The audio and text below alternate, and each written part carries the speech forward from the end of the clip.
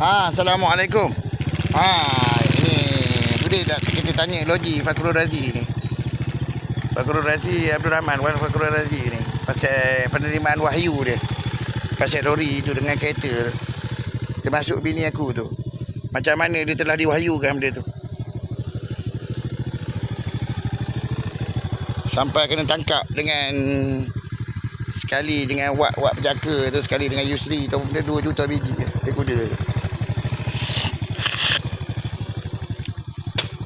Boleh tak kita dapatkan macam mana sistem wahyu dia?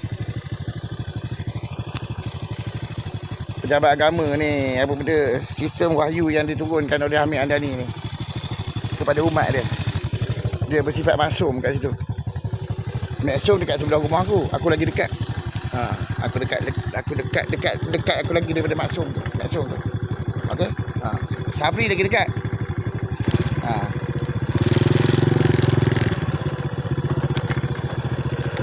Ini promotion ni. Boleh.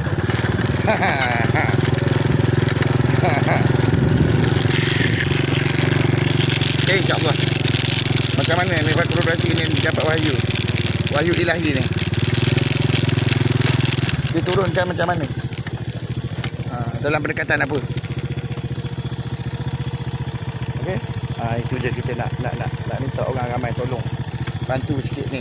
Ahli-ahli parlimen yang tolak apa benda? Kena tolak si Saha ni. Tolak Saha tu. Saha lain 221 lah.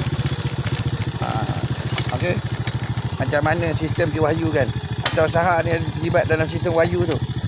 Pasal bayaran lori, sewa lori tu, aku tengok ada nama Saha itu dibayarkan.